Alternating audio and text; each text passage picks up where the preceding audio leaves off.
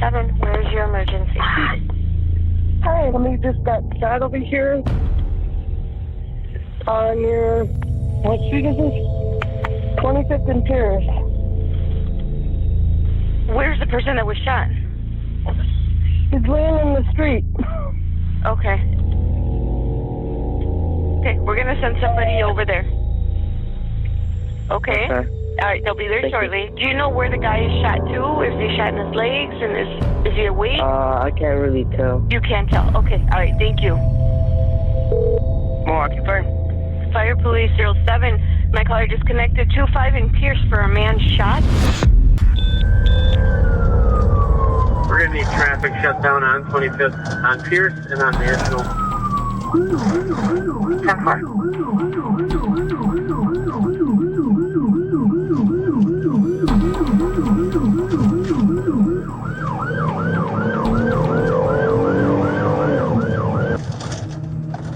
20, I'll put myself on 25 and Pierce. 10-4, thanks. Come on, go!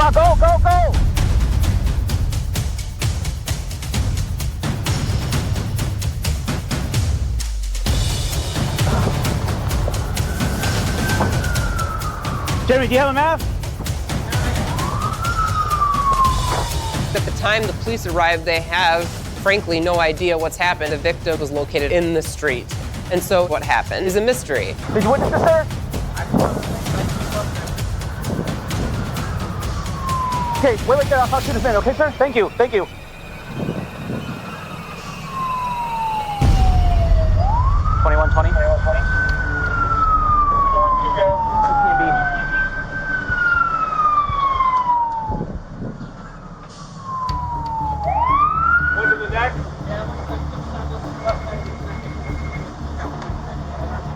He had been shot just one time. So the first responders, their first responsibility, of course, was to make a determination about whether or not any life-saving measures could be taken.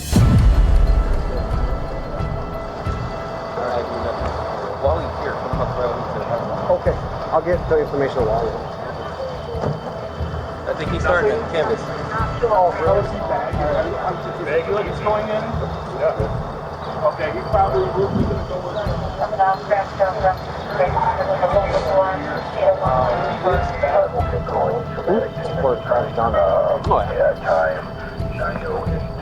908. There was little, if anything, anyone could do for the victim in the case. He appeared to be deceased immediately.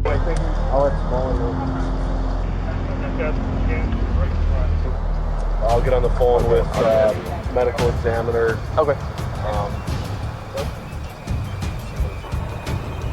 And he was identified using his cell phone that had been located at the scene as Orlando Ewell. Good morning, man.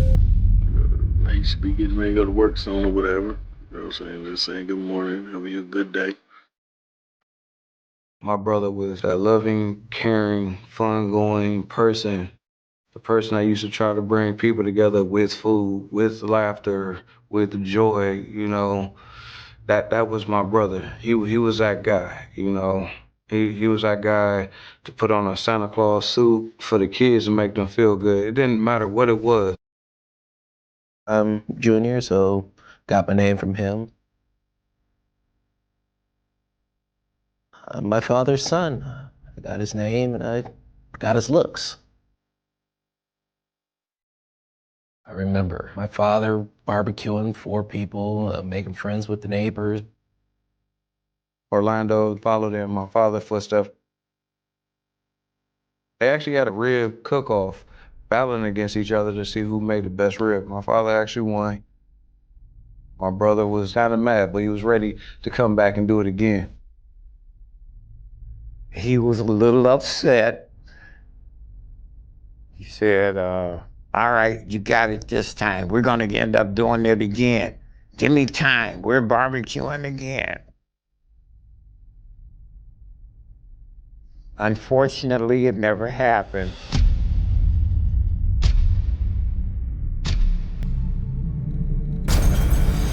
Next thing I know, he was dead. My mom's like, your dad just passed away. And I'm like, for real?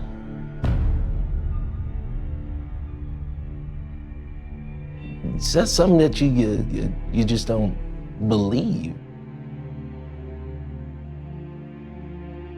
I was at disbelief because my brother was that survivor. So it was a hard pill to swallow.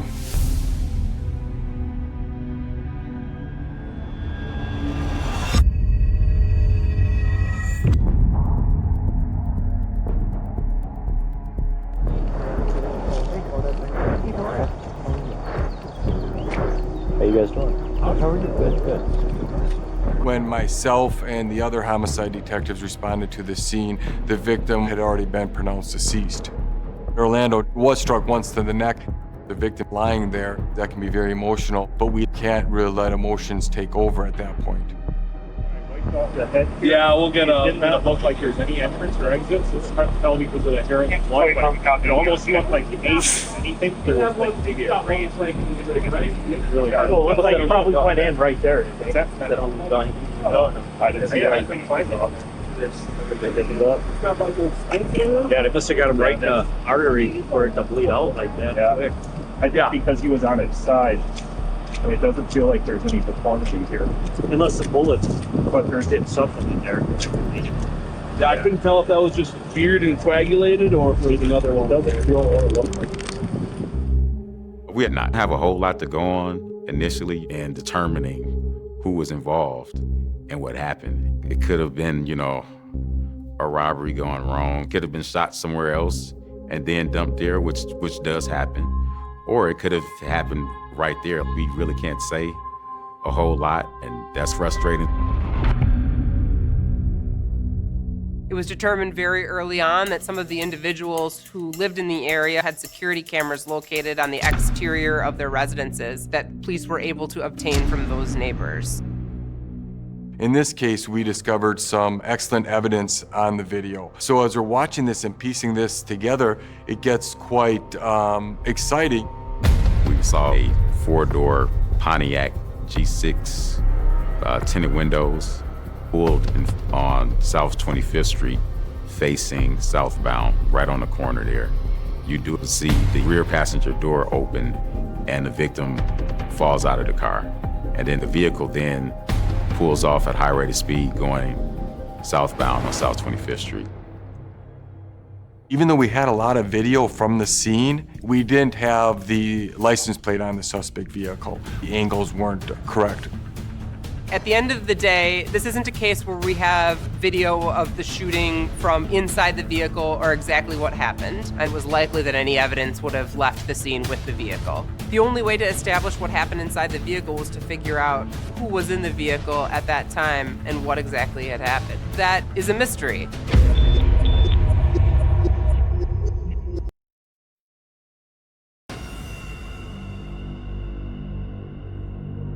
We did not really know what happened inside that car, and piecing it together after the fact, this case shows how challenging that can be.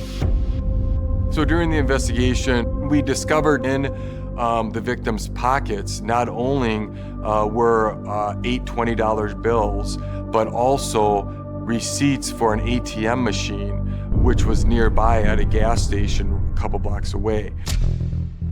So the receipts were dated for that day and morning. So being able to backtrack and go to that gas station, we were able to retrieve video evidence. Not only did we recover video from the exterior of the gas station, but also inside the gas station. So video surveillance that was recovered at the gas station on 27th and National showed our victim walk into a vehicle, which was a silver SUV. And we later determined that to be his father's vehicle. So basically that was Orlando's father actually last time seeing him alive. That morning, he called me. He said, stop by the gas station, bring my card. I'm because he gave me his debit card. So I was like, all right. And I'm thinking to myself, I shouldn't do this. He was out there, I gave him the debit card. I said, well, I tell you what, let's go to breakfast. He said, no, he had something that he had to do. I'm like, you sure? He said, yeah, I'll be all right. I'll be all right. I said, well, just get back in touch with me. So I left, and I still do think about being the last person to see him alive. I don't know. I don't know if it was, I felt like I should have just made him stay in the car, made us go to breakfast. I'm always thinking what I should have done and didn't do it. Maybe he would have still been here.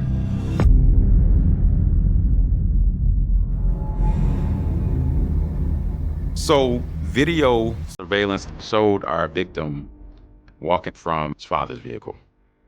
Then goes inside of the gas station, making a transaction at the ATM machine.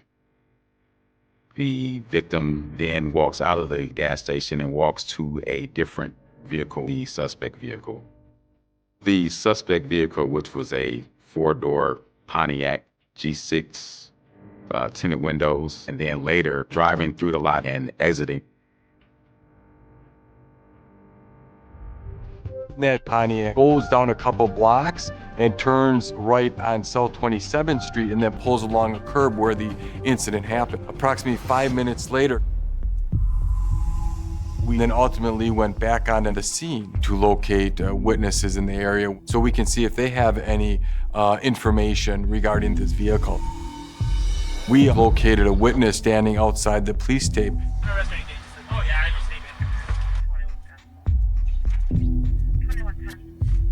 We've had a number of cases over the years where we discover that suspects return to the scene. So you never know what can happen. So do you have a home address? No, I've been staying with friends. I'm mainly homeless. Where are you staying at mostly? Over on Reservoir, I think it's like it's an apartment building. Okay. Yeah. Okay. And do you have a phone? No, I don't. So where were you when this all happened? I was coming up here right from down there. I was walking up. He did say he didn't actually see the beginning of the incident, but caught the tail end of it. But I don't know that for sure, or if he was present at the time of the incident and was involved. Were you on this side of the street or on the north side of the street? On the south side of the street? I seen this guy laying here. I was like, whoa. I was like, he passed out. And I was like, what's wrong? And then I went over by it to see, you know, what's wrong. And then all of a sudden I see blood just coming down the street.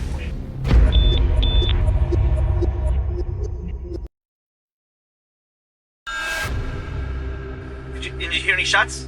No, when I went up for the guy, I was like, are you all right? Then all of a sudden I seen the blood coming down the street. You're kind of able to determine if somebody is involved or not, just based on the different statements. If all of the statements are somewhat consistent, and you can able to actually say that, okay, this individual had nothing to do with it. That was the case here. The statements were consistent with the video. The guy in that house, look, they shot him and dropped him off. Who said that? The guy in the house. Right by the door. Wearing the gray shirt? Yeah, with the cigarette in his mouth. This particular witness didn't actually see the license plate number, but there was an additional witness in a nearby residence that actually observed a portion of the incident. How you doing, bud? Do you mind if I step in? Did you guys kind of see what happened? I was sleeping, my wife was outside with my dog. Okay. It was like a silver Pontiac type of sedan type of deal. They were in the back of the car. He was in the back of the car. Yeah, you know what side? In the passenger side because they just opened the door and dropped him off. Silver, maybe Pontiac sedan? Yeah, maybe. Yeah, like it was like a dark, like a dark silver, like Oh, like a gray? Yeah, like a gray, like a dark gray. Okay. So, yeah, and all I heard, I was sleeping. My wife was outside with my dog. Taking my dog outside. Oh my God, I'm still so shaky. You guys right? Yeah, I lived upstairs though. Okay. I was sleeping too. So my wife was right here. She was right here. And she just heard the shots. I heard the shots, and as soon as I heard the shots, I came outside, and all I seen was getting pushed out the car and driving the car. Is your wife okay? Yeah, no, she went to work. Oh my God. Could you see inside the car? No, not at all. Like I didn't pay attention to that much detail, you know. Okay. But all I know is that he came across the corner. I heard the shot.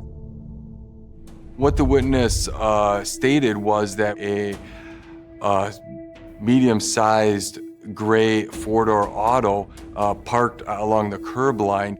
The victim then fell out onto the street, and he heard what sounded like a voice say, "Go, go, go," then fled southbound on South 25th Street, but didn't actually see inside the vehicle and couldn't tell the license plate number. The single most important piece of evidence at the initial outset is the vehicle, and the vehicle was gone. But at that point, it was really important to find out what had happened to the Pontiac G6. Days later, a citizen called and advised us that there was a vehicle parked in a garage that didn't belong there, which appeared to be a gray, early 2000s model Pontiac G6. We're so fortunate in this case. That's the best lead we've had in the investigation.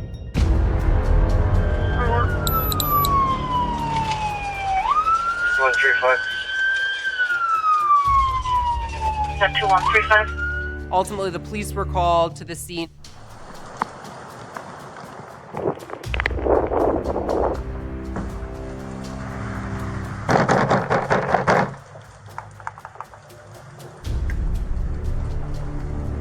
Hey, how you doing, Off-Prime Rocky Police?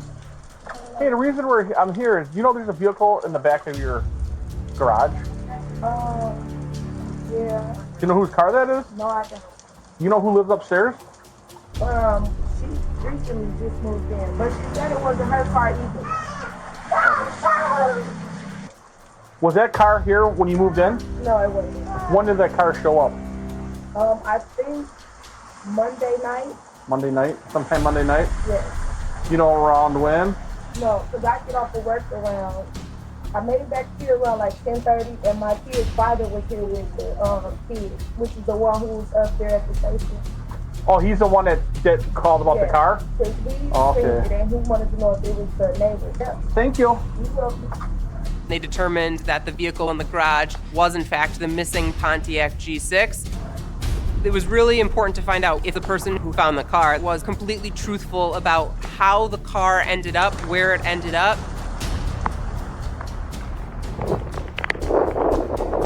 Came home, I got off. This is my children's mother house, so I was dropping my clothes off. I'm like, all right, I'll just pull in the garage and stay. And I saw the car. So I waited like another day. I waited till yesterday and I asked the neighbors and I saw them, like, hey, the car's on flat, I can fix it for you. I work on cars, so I can fix it with flat. Like, I don't have a car in the back. And okay, and then I went to the VIN number and everything, and I opened the door and it was just gas. And it's like they tried to set it on fire. So I opened it and it's matches all, well, you guys probably saw it. No, I didn't open it. Oh, no, it's the whole car is drenched with gas. The driver's seat, it's like 50 matches just right there. Then the back seat. Were they struck or? They struck some, but the front, like they're fresh. So Okay. they must have struck it and threw it in the back because it's a gas can and the whole back of it is like. Thought it was going to go, but obviously didn't. Yeah. So it probably was going to start on fire, but I guess because the windows was up, so it smothered the fire, I guess. Okay. When officers opened the car, they saw that there were matches and other accelerants that had been used to try to burn it, but the burn had been relatively unsuccessful. It's like a puzzle, basically, these homicide investigations, and they're all pieces, and we just try to put the pieces together as best we can. We were able to retrieve a license plate of the Pontiac, so that's huge. I conducted a registration check of that license plate and discovered that the vehicle listed to a Kiera Walker.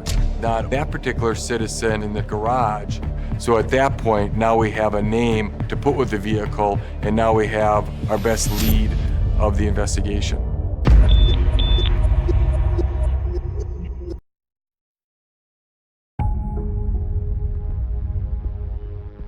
We discovered that Miss Walker had family members that owned a number of properties in and around the city of Milwaukee. So we had detectives and officers checking all those locations. We ultimately located Kiara's sister. She was then transported down to the police station, and that's where she was interviewed. So before you talk, I gotta read you your rights. Have you ever had your rights read to you before? No. Okay. Have you heard about TV though? You have rights against sound? I'm gonna go through them. If there's something you don't understand, let me know, okay? Okay. You have the right to remain silent. Anything you say can and will be used against you in a court of law. Let's talk about Tuesday. Did you work Tuesday? Yeah. What shift did you work? 4 to 12. 4 p.m. to 12 p.m.? 12 a.m. Okay. You know, midnight. Right. Now, when you got home, was Kiara at the house? No. When I was interviewing her, knowing that's Kiara's sister, you know, I'm keeping in my mind that there may be more that the sister knows but is not saying. She may be only giving me certain bits and pieces. She called me as soon as I walked in the house, 12. And then what happens next? And then she popped up. You know, she just popped up. I'm like, you know, like, what you do? She was like, I did something real bad. I'm like, what you do? She said, like, yeah, so, you know, she said she met the guy, and she said he died. And I'm like, what? You know, and I'm like, what?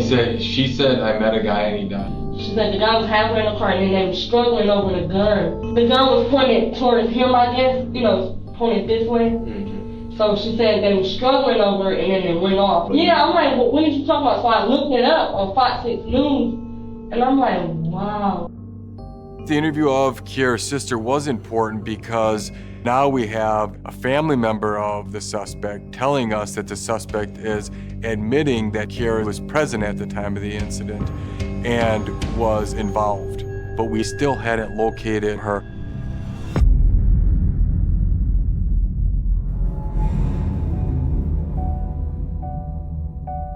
Me and my brother was, man, we was the best of friends, you can pretty much say. There was nothing that you can do to him that I wasn't there to have his back. So the funeral was a very unorthodox funeral because we had my brother cremated, but it was, I guess, through the county, so they had to send the body to them. So pretty much all of us went down there to go try to the corners to try to view the body. We couldn't. So we just held a ceremony, per se. Because I was changed in an instant, in a heartbeat. My oldest brother gave the eulogy. He was a pastor, so, you know, he was good at it, but he was trying his hardest not to break down. And I mean, all three of us have our own different ways, but we was always there for each other. If the time was ever needed, we was always there for each other. We all released the balloons for him.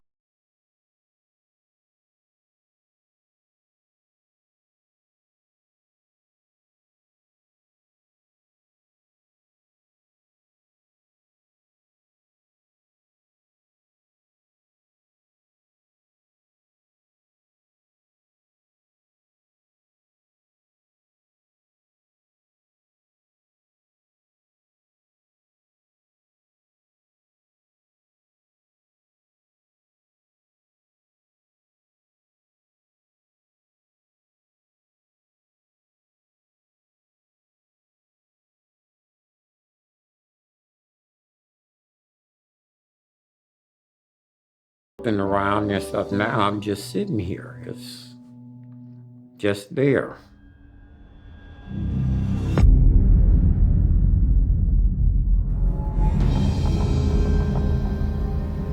We got another break in this case through a close friend of Kiara Walker's that had came forward through a confidential informant that had advised us that they had information and advised us that she was present inside the vehicle with the suspect at the time of the incident.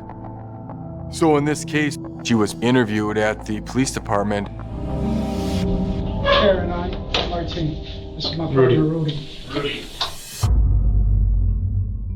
Let's start from the beginning and why don't you tell us what happened? Can you start off with like the start of that day? First of all, do you remember when it was exactly? What day? The day Didn't it happen yesterday? She get in the car. Mm-hmm. She start driving. So she gets in the driver's seat? Yeah, she get in the driver's seat.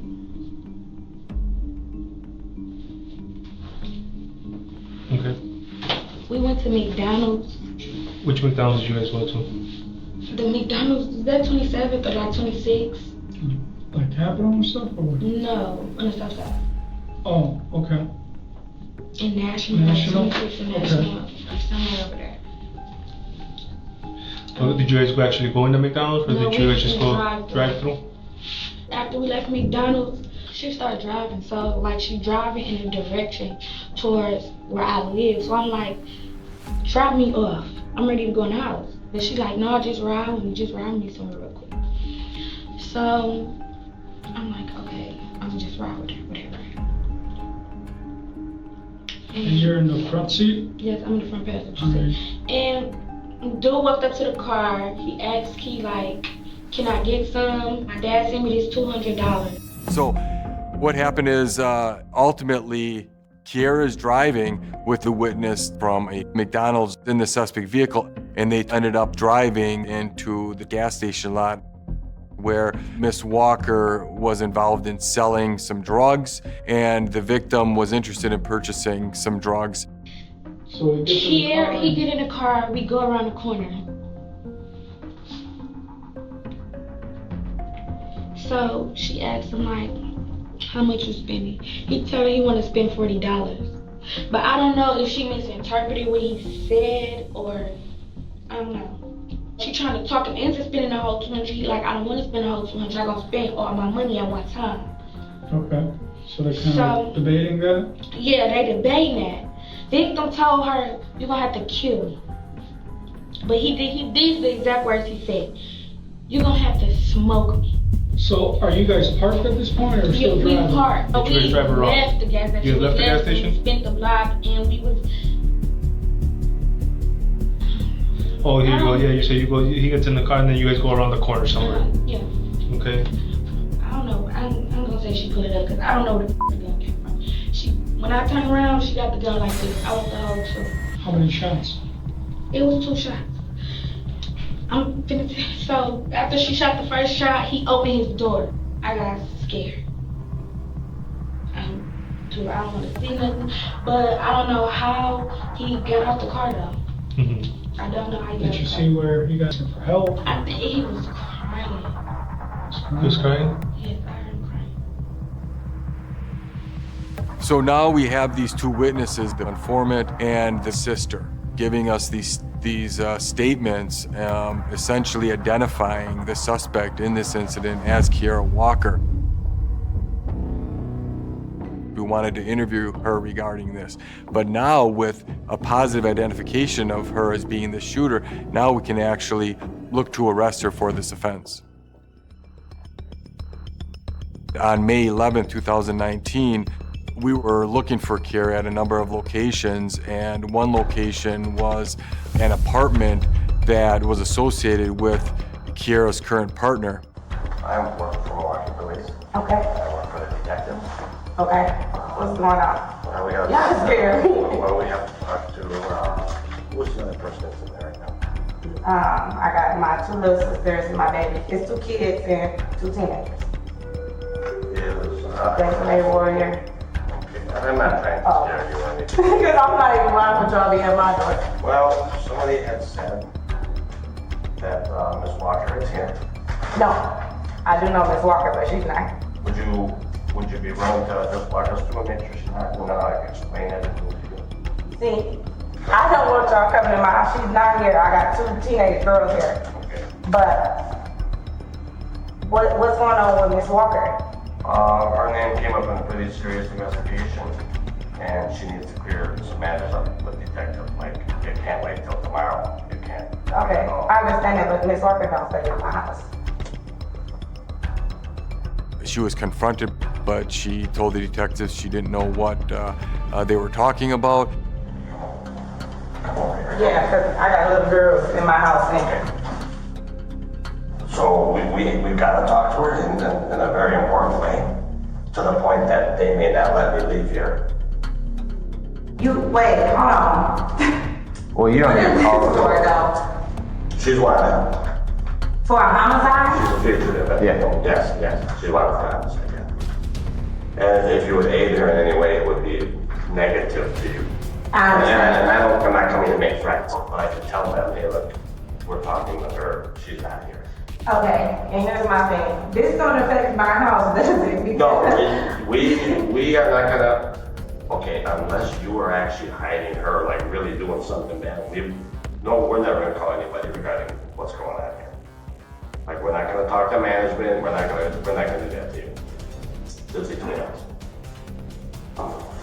So we have gotta get a hold of her. Now, she may be able to straighten things out. Wait, because somebody sent y'all to my house for her wanted for a murder? Yes. Okay, this is between us. This is between us. Because I don't need no drama. No, is she? But okay, go. Just be cool, she'll got it. Sorry, got it. no, can I get these babies? Basically, she indicated that Kiera has spent the last few nights over at our house and was still inside. Can you not sneak in there? No, we're not. Kiera, come to the door. This is the Milwaukee Police Department. Come to the door with your hands up. Hello. Hi. Because this was a homicide, gun is involved, you always got to assume that this person may or may not arm themselves. Kiera, we know you're in here. Come on out here.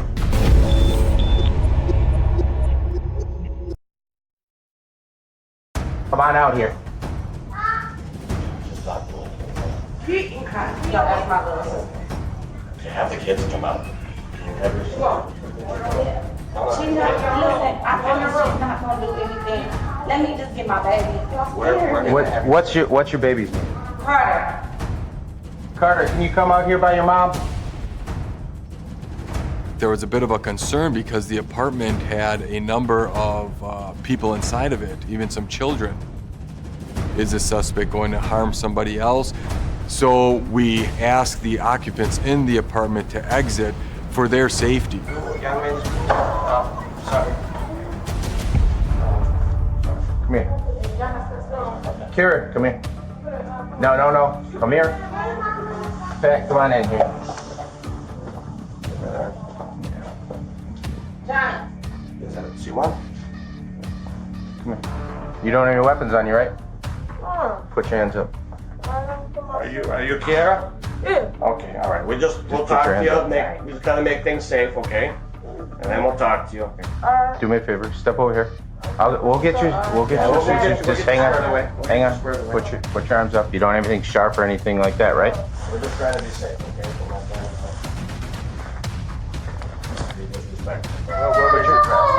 Put your hands behind you. We're trying to do this respectfully. We don't mean anybody any harm. Okay? I know, I hear that. This is important. 6? Is there? Would she be able to watch her while we straighten this out? Yeah, we're gonna go upstairs. We're gonna go this way. Kiara's child was home and present at the time. So her sister had to be called from work to come home to get her child, and childcare had to be arranged. Just come walk. Take a step to your left.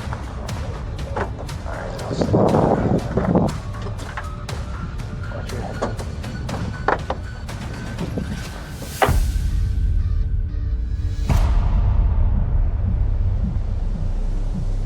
So when Kiara Walker was taken into custody, there's a sense of relief, but the work's not done. She was later questioned by detectives regarding the offense. Let me tell you something. There's a difference between somebody intentionally shooting somebody and somebody accidentally shooting somebody, or somebody struggling with somebody, or anything like that. You understand what I'm saying to you? Mm-hmm. But I can't tell your story. I can't tell the story either. No, you can't tell the story. Let me tell you why you can tell the story. You recognize the car that's at the pump there? There's 3 different cars right there. The gray Pontiac G6. That's your car, the car that you drive.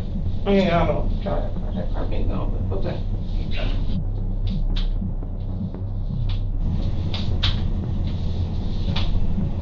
You recognize that car? Old car. Yeah, old car when? A minute. A minute? Yeah. Yeah? Okay. Recognize that car? Mm-hmm. You do? Why you asking me that, man? Keep going, you keep showing me the same damn car. Same car. She was confronted with the evidence in the case, but she told the detectives she didn't know what they were talking about regarding the vehicle that listed to her, the suspect vehicle that's captured on video. She tried to distance herself from it. Okay, this is my question. Yeah. This is am I getting charged with anything? Yeah. Okay, so can my lawyer be present? Yeah. Okay. She was shown pictures. She was told what other people stated to us, and she still denied everything, and she wanted an attorney. So at that point, no other questioning of her was done.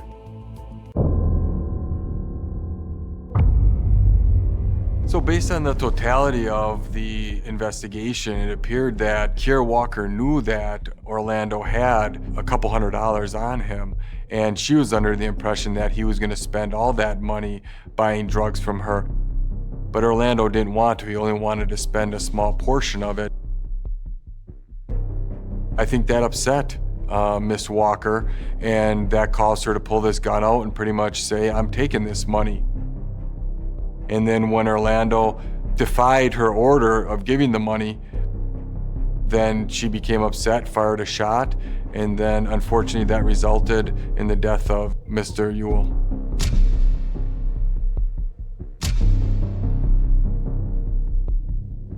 Not only did we have surveillance video from residences, from businesses, but we had the actual suspect's vehicle. I think when you put all the video together and then you have the witness statements which can corroborate and confirm things, I think in the totality, it was an excellent case.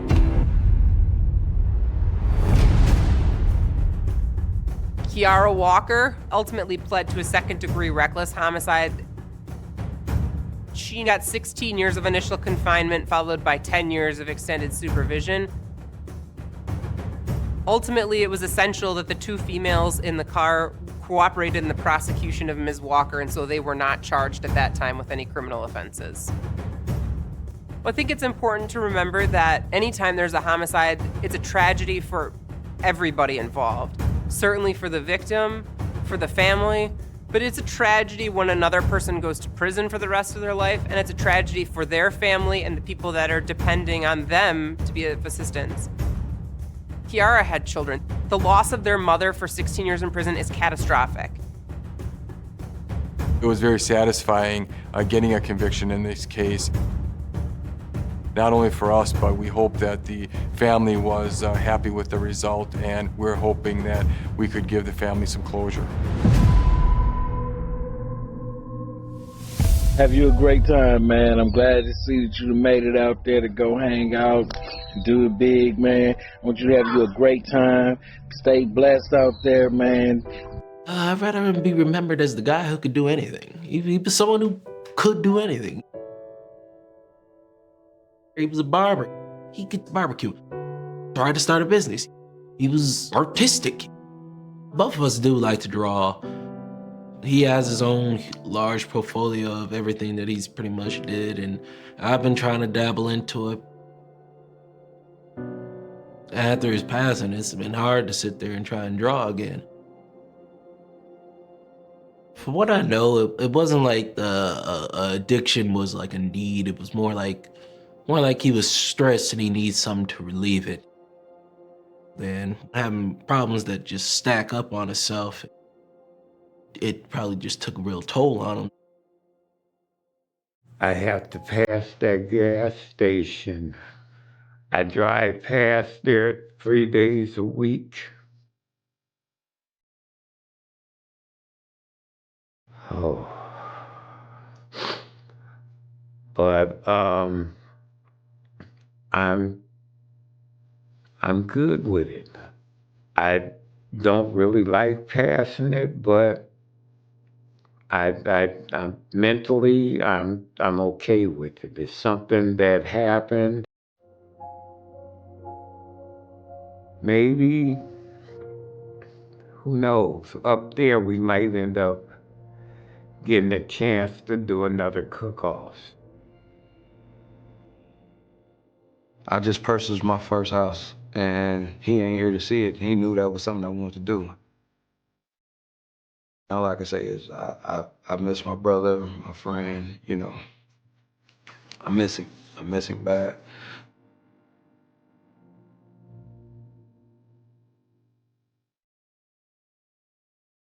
The night California lost her was quiet in the way only ordinary nights can be, the kind that never expects to be remembered. Streetlights hummed softly, casting pale circles onto empty asphalt. Radios murmured behind closed doors. Somewhere in the distance, a train horn cut through the dark and then faded, leaving the neighborhood exactly as it had been moments before. Nothing felt wrong. Nothing warned what was about to vanish. The first sign was absence. A car that didn't pull into a driveway at the expected hour. A phone that rang and rang without an answer. A routine broken so cleanly it felt deliberate. By the time the words "she's missing" were spoken out loud, fear had already settled into the spaces between houses, seeping through windows and under doors, turning an ordinary street into a question no one knew how to answer. Police arrived before dawn. Red and blue lights washed over manicured lawns, over mailboxes leaning slightly to the right, over a community that suddenly looked staged, too neat for the chaos pressing in. Her car sat along the curb, parked close to the gutter beneath a flickering street lamp. The engine was cold, the doors unlocked. Inside, everything looked normal, too normal. Her purse rested on the passenger seat, open, cash still inside, keys missing. To detectives, it was a detail that screamed contradiction. People don't leave like this. Not voluntarily. Not without a reason. A single shoe lay several yards away, near the edge of the sidewalk. Clean. Undamaged. Placed almost carefully on its side. No scuffs. No blood. No sign of a struggle. It didn't look lost. It looked left behind. That shoe would become one of the most unsettling symbols of the case. A quiet challenge to anyone who believed this disappearance could be explained easily. She was known for her routine. Friends described her life as predictable, almost clockwork. Same schedule, same route home, same habits repeated day after day until they became invisible. That predictability should have protected her. Instead, it may have exposed her. Investigators would later say routine creates comfort, and comfort creates opportunity. Whoever interrupted her night knew exactly when to do it. As the sun rose, the neighborhood filled with movement. Officers knocked on doors, asking the same questions in different tones. Did you see anything unusual? Hear anything strange? Anyone unfamiliar in the area? Most answers came wrapped in uncertainty. A neighbor thought he heard a car door slam. Another remembered headlights moving too fast down the street. Someone mentioned a man standing near the corner, or maybe it was just a shadow. Memory bent under pressure, reshaped by fear and suggestion. Search dogs traced her scent from the car to the middle of the street, then stopped. They circled, confused, noses low, tails stiff, as if the trail had been erased. Helicopters swept overhead, their blades chopping the air, casting restless shadows over rooftops and backyards. Volunteers arrived in waves, fanning out across fields, drainage ditches, and wooded edges, calling her name into the silence. Each unanswered call felt heavier than the last. Inside the police station, a timeline began to form, then fracture. The last confirmed sighting narrowed the window to minutes, a gap so small it felt impossible. Detectives replayed those minutes obsessively, searching for a decision, a wrong turn, a moment of hesitation that might explain how a woman vanished from a familiar street without leaving evidence behind. The absence of violence was the most disturbing clue of all. Crimes usually announce themselves. This one whispered. By the end of the first day, media vans lined the block. Cameras pointed at closed doors. Microphones hovered in front of shaken neighbors. Headlines rolled across television screens. Mysterious disappearance shocks quiet California community. The word shock was repeated until it lost meaning, but the feeling never did. Parents pulled their children closer. Doors locked earlier. Every unfamiliar car drew a second look. Detectives followed every lead, no matter how thin. Phone records, credit card activity, bank withdrawals. Nothing. No movement. No trace. It was as if she had stepped out of the world. Friends and family were questioned again and again. Their lives turned inside out in the search for motive or conflict. In cases like this, love doesn't protect you from suspicion. It sharpens it. One name surfaced early and refused to disappear. A man seen nearby around the time she vanished. He knew the area. He had no criminal record. His alibi fit, but not perfectly. When questioned, he was calm, cooperative, almost rehearsed. He answered before questions were finished. Volunteer details no one had asked for. Some detectives felt a chill. Others saw nothing unusual. Without evidence, intuition meant nothing.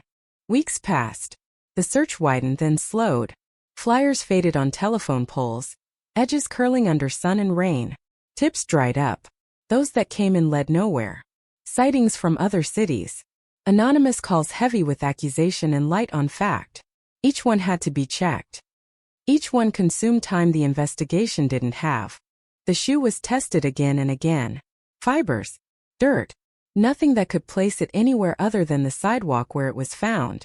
Technology in 1989 had limits, and this case found them all. No DNA. No usable prints. Just objects stripped of context, reduced to symbols. As months turned into a year, the tone shifted from urgency to endurance. Detectives changed assignments. New crimes demanded attention. The file grew thicker but colder, stacked with reports that ended in the same word. Inconclusive. When the case was officially labeled a cold case, it felt like a betrayal, even though everyone understood what it meant. Resources moved on. Hope learned to wait. The community carried the case with it. Anniversaries were marked with candlelight vigils and brief news segments. Her name became shorthand for fear, for caution, for the idea that safety could be an illusion. Parents warned their children using her story. Strangers were watched more closely.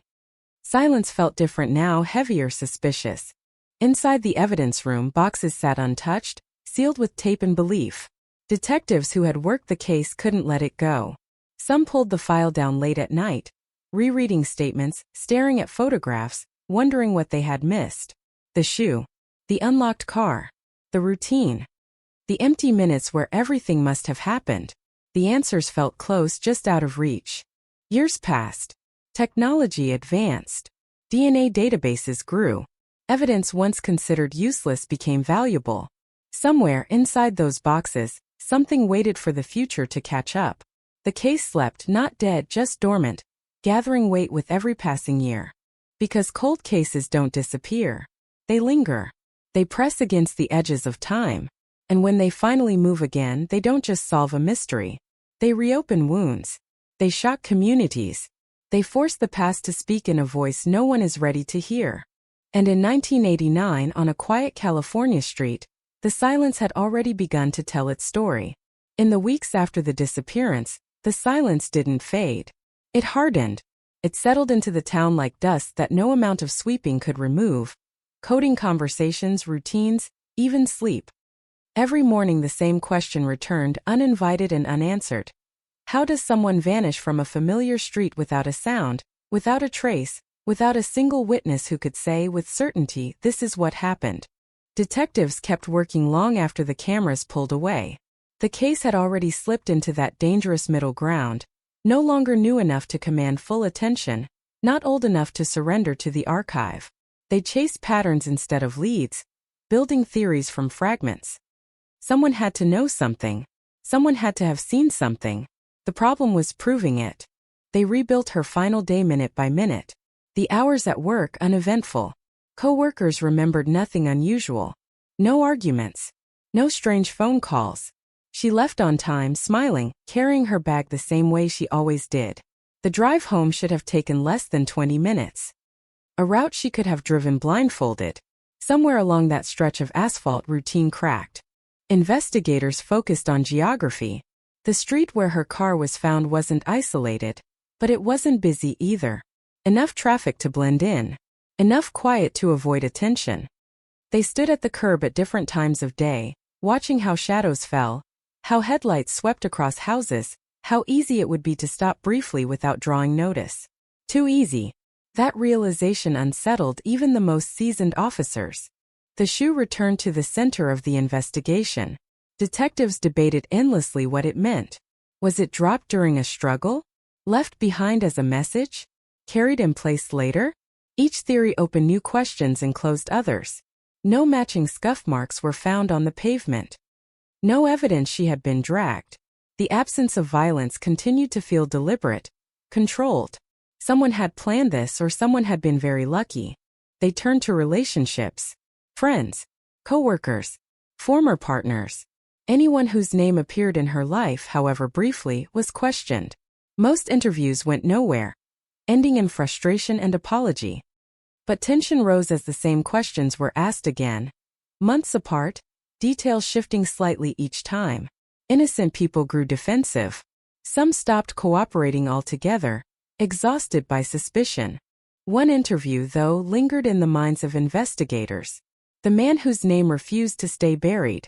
He lived nearby. He knew the streets. On the night she vanished, his movements were vague, his timeline flexible. Not false, just soft around the edges. When detectives pressed him, he didn't resist. He smiled. He spoke calmly. He corrected them when they misspoke, as if he'd rehearsed the conversation in advance. There was nothing illegal about that. But there was something unsettling. They searched his home. Nothing. No signs of violence. No belongings that didn't belong. No evidence that could justify an arrest. Without cause, suspicion remained a shadow, impossible to pin down. The law demanded proof, not feeling. And feeling was all they had. As months stretched into a year, cracks appeared inside the investigation itself. Notes contradicted earlier reports. Witnesses changed stories, not maliciously but naturally, memory reshaped by repetition. The timeline blurred. What had once been sharp edges softened into uncertainty.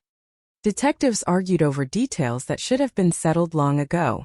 The case refused to hold still. The community watched closely, then slowly looked away. Life moved forward unevenly, awkwardly. New families moved into the neighborhood, unaware of the history beneath their feet. Children grew older, carrying warnings they didn't fully understand. The street looked the same, but it wasn't. Those who remembered walked it differently, eyes scanning corners, ears tuned to sounds that once would have been ignored. Inside the evidence room, the boxes sat unchanged. Paper yellowed. Tape hardened. The shoe remained wrapped, cataloged, mute. Technology offered no new answers. DNA testing existed, but it was crude, limited, expensive. The shoe, the car, the items inside. None yielded results that could point to a suspect. The future, investigators believed, might know more than the present ever could. The case slipped officially into cold status. The phrase landed like a final breath, though no one wanted to admit it. Cold didn't mean closed. It meant waiting. Waiting for a confession. Waiting for a mistake. Waiting for science to catch up.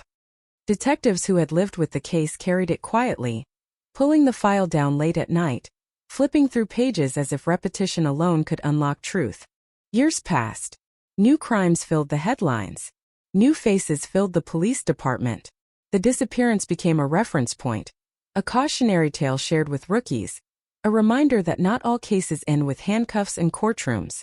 Some end with boxes and unanswered questions. Then quietly the world changed. Advances in forensic science began to reshape old investigations. DNA databases expanded. Techniques improved. Evidence once dismissed as useless gained new value. Cold cases across the country stirred as labs re-examined items long thought exhausted.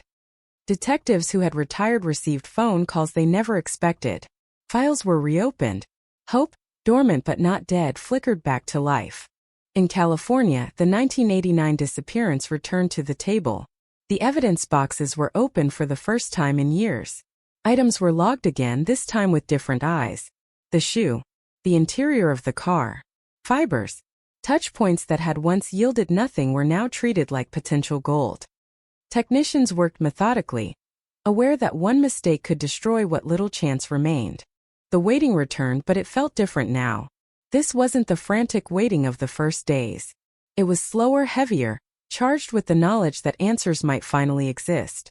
Detectives who had nearly given up checked their phones more often. Former investigators were contacted, asked to recall details they hadn't thought about in decades.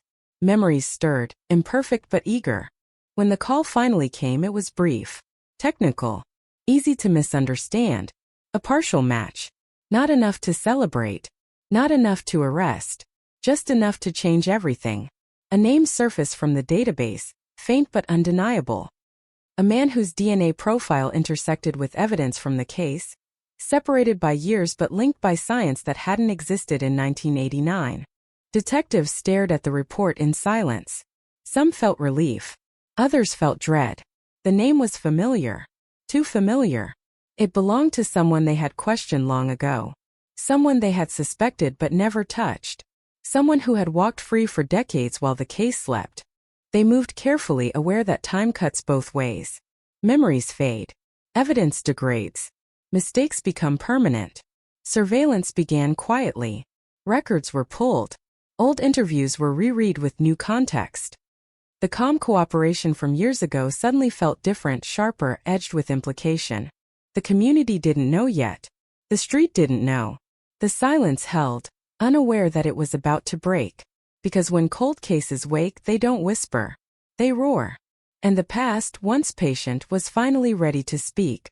The question that had haunted the town for decades returned, transformed but no less terrifying. If the answers were here all along, hiding in plain sight, what else had been missed, and how close had the truth been every single day since 1989? The moment the name resurfaced, the room seemed to contract. Fluorescent lights buzzed. Papers stopped rustling. A silence fell that felt heavier than the one that had haunted the case for decades. It wasn't shock exactly. It was recognition. The kind that lands slowly, painfully, as the mind rewinds through years of notes, interviews, half-remembered doubts. The suspect had never disappeared. He had lived his life in full view, aging quietly while the case slept. Detectives moved with restraint, knowing how fragile this second chance was. DNA was powerful, but it wasn't magic. A partial match opened doors. It didn't close cases. They needed context, corroboration, a narrative that could withstand scrutiny. Every step had to be precise because after 30 years, mistakes couldn't be undone. They pulled the old interviews first. Transcripts yellowed at the edges. Cassette tapes converted to digital files. His voice returned to the room, calm, cooperative, unhurried. Listening now with the weight of DNA hanging over every word. Detectives heard things they hadn't before. The way he volunteered details. The way he corrected timelines without being asked. The way his story stayed technically consistent while avoiding specifics that could be checked. None of it was proof. All of it felt different. They reconstructed his life around the disappearance. Where he lived. Where he worked. Who he spent time with. The night in question was revisited frame by frame, the same way they had reconstructed the victim's last hours years earlier. His movements were ordinary on paper. Too ordinary. Gaps appeared small at first, then impossible to ignore. A window of time unaccounted for. A route that passed too close to where her car was found. A familiarity with the area that had once seemed irrelevant. Surveillance began quietly. There was no dramatic tale, no flashing lights. Just observation. Patterns. Habits. The slow accumulation of detail that builds a picture without alerting the subject that anything has changed. He appeared unremarkable. A routine of his own. Work. Home. Errands. A man who blended easily into the background, just as he always had. Investigators re-examined physical evidence with renewed urgency. The shoe. The car interior. Touch points once dismissed as contaminated were retested using modern techniques. Labs worked carefully, knowing that time had already taken its toll. Results came back slowly, each one a test of patience. Some confirmed nothing. Others whispered possibility. The shoe, once mute, finally spoke. Not loudly, not clearly, but enough. Trace DNA. Degraded, partial, but consistent with the profile pulled from the database. It wasn't definitive on its own, but combined with the earlier hit, it formed a pattern that could no longer be ignored. The absence of evidence that had once protected the suspect now began to collapse under the weight of new science. Detectives revisited the neighborhood, not with search dogs or volunteers, but with questions sharpened by hindsight. They asked about cars parked out of place that night, about routine disruptions that had seemed meaningless at the time. One neighbor remembered headlights idling longer than usual. Another recalled a man standing near the corner smoking, watching the street. Details that had been dismissed as ordinary suddenly felt sharp, dangerous. Memory, though unreliable, had a strange way of resurfacing when given context. Witnesses who had once been unsure became cautiously confident. Not because the past had changed, but because the present demanded answers. Each statement was taken carefully, weighed against the risk of suggestion, the danger of hindsight bias. Investigators knew the defense would challenge every recollection, every inconsistency. As the case gained momentum, so did its emotional weight. Detectives who had worked it in 1989 were contacted, some now retired, some long removed from active duty. They returned to the file reluctantly, aware that reopening old wounds meant revisiting old failures. Many carried guilt they had never resolved. The possibility that the suspect had been right in front of them all along was both vindicating and devastating. The victim's family was notified quietly. No cameras, no press releases, just a meeting in a small room, faces etched with decades of waiting.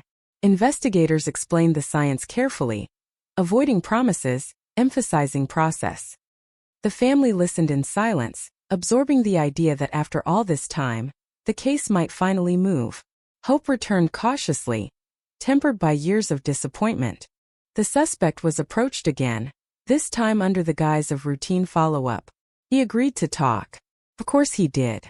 The interview room felt smaller than it had years earlier. The same calm demeanor returned, the same cooperative tone. But now detectives had something they hadn't before.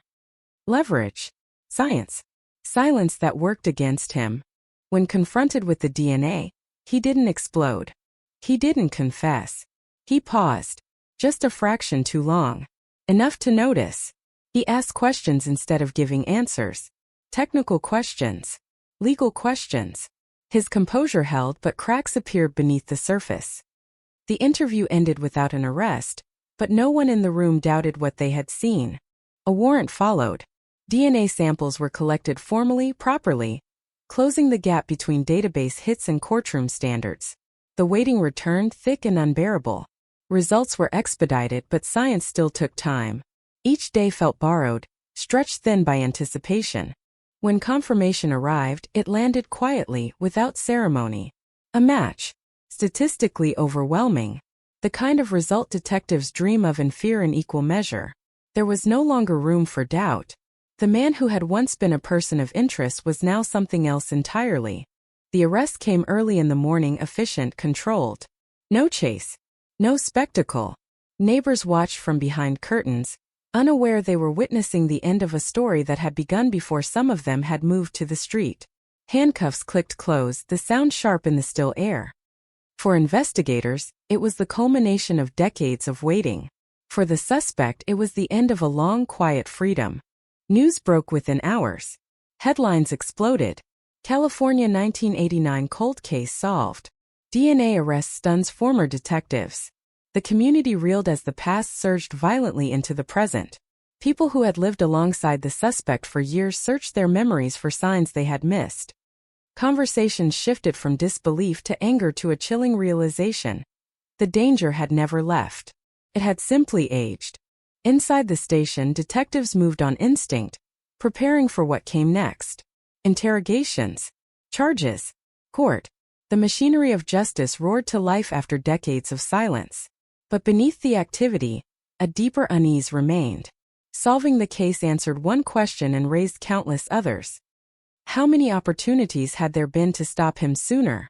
How close had the truth been year after year? As the sun set on the day of the arrest, the street where she vanished looked unchanged. Same houses, same sidewalks, same quiet. But the silence felt different now, charged with resolution and regret. The cold case was no longer cold. It was burning, illuminating everything it touched. And for those who had carried it for so long, the victory was incomplete. Justice delayed came with a cost. The years lost could never be returned. The absence could never be erased.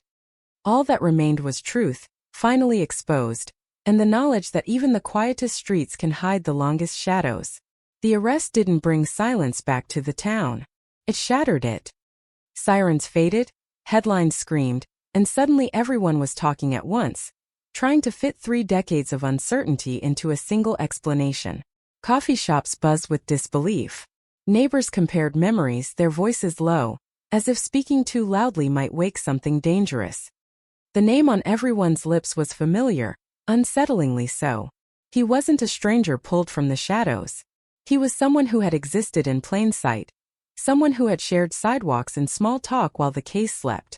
Inside the investigation, momentum surged forward with a force that felt almost violent after years of stagnation. Detectives moved quickly, aware that time was no longer an ally. Evidence was reviewed again, not to find the suspect, but to build a narrative that could survive a courtroom. Every detail mattered now. Every decision made in 1989 would be questioned under the harsh light of hindsight. Interrogators sat across from the suspect again, this time with certainty pressing in from all sides. The room was quiet except for the hum of recording equipment, the same sound that had captured his voice decades earlier. He listened as detectives laid out the evidence slowly, methodically, connecting points that had once floated separately. DNA, witness recollections, his proximity, his unaccounted time. The calm he had always worn like armor began to slip, not dramatically, but enough to notice. He denied involvement, of course. He explained away coincidences with practiced ease. But denial sounded different now, less convincing, more mechanical. Detectives noted every pause, every deflection, every moment when his eyes drifted toward the door as if measuring distance. He was no longer a man answering questions. He was a man defending a version of himself that science had begun to dismantle. As interviews continued, investigators turned outward, digging into his past with a thoroughness that hadn't been possible before. They found patterns. Not crimes, not arrests, but behaviors that echoed the controls suggested by the disappearance. Jobs that ended abruptly. Relationships that dissolved quietly. Moves that coincided with moments of stress. Nothing illegal on its own. Everything unsettling in context. The community learned more each day, and with knowledge came anger. Residents demanded answers. How could this have happened? How could he have lived among them for so long? Former detectives were pulled into interviews, forced to explain decisions made under the limitations of another era. Some defended the work fiercely.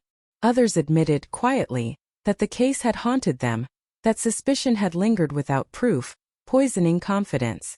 The victim's family watched from the center of the storm, their grief resurfacing in waves.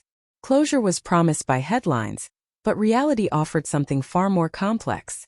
Relief collided with rage. Vindication clashed with sorrow. They were asked to revisit memories they had spent years trying to survive. Each new detail reopened wounds that had never fully healed. In court filings, the story of the case took shape for the first time as a single narrative. The prosecution argued control, opportunity, and patience. They painted a picture of a man who understood routines, who exploited familiarity, who acted in a moment designed to leave nothing behind.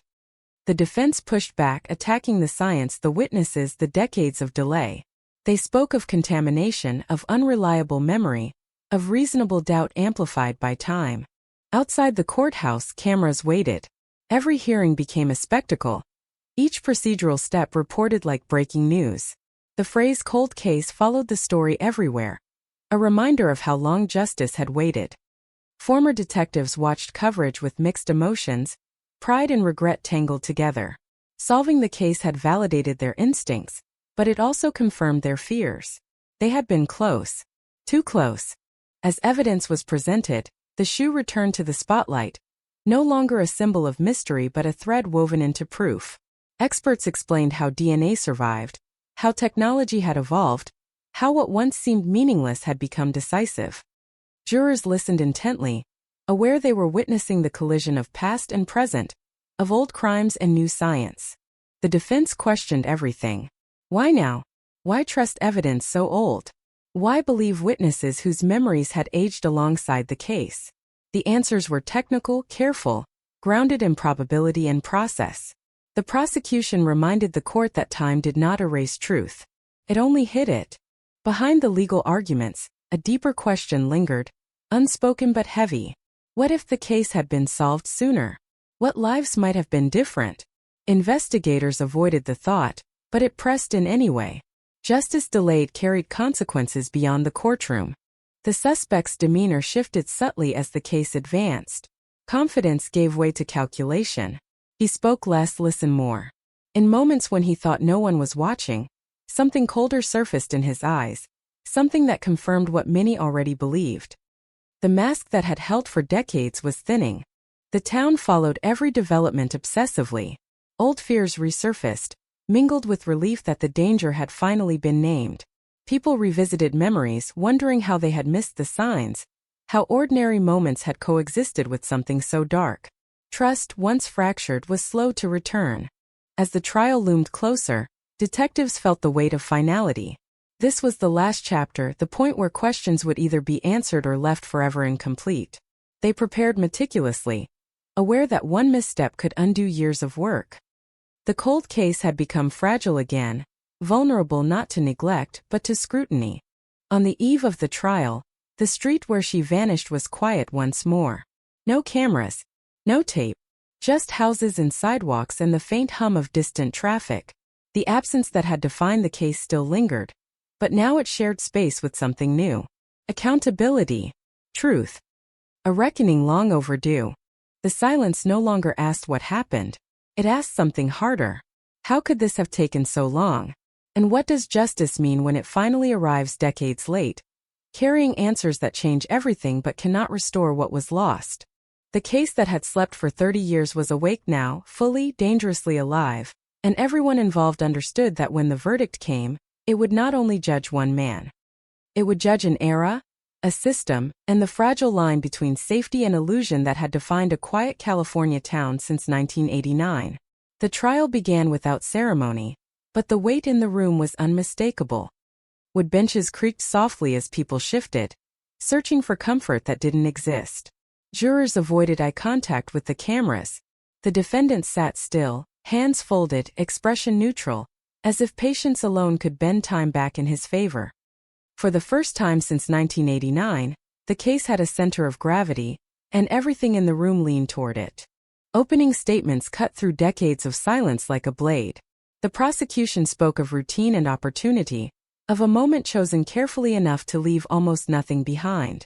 They spoke of a quiet street, an unlocked car, a shoe placed where it could be seen and misunderstood. They spoke of DNA, of science catching up with intent, of a truth that waited because it had no other choice. The defense countered with doubt, with contamination and coincidence, with the unreliability of memory stretched across 30 years. They reminded the jury that time corrodes certainty, that old evidence can lie without meaning to. Witnesses followed one after another, each carrying a fragment of the past.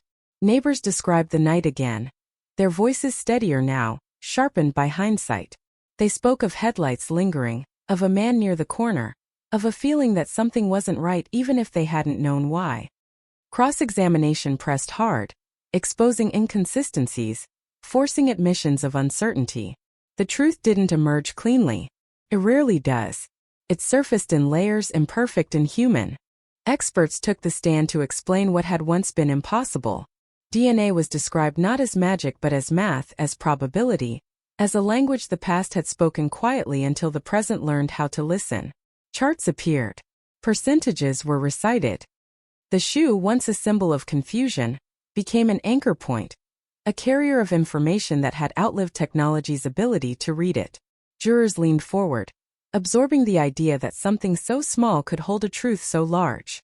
The defense pushed back relentlessly. They questioned chain of custody, suggested contamination, implied that modern testing was being forced to fit an old theory. They asked why the suspect hadn't been arrested sooner if he was so obvious now. The implication hung in the air. If police had missed it then, why trust them now? Former detectives shifted in their seats, aware that their younger selves were on trial alongside the defendant. Outside the courtroom, the town processed the spectacle in real time. Social media filled the gaps between hearings, speculation traveling faster than facts. Old rumors resurfaced, reshaped to fit the moment.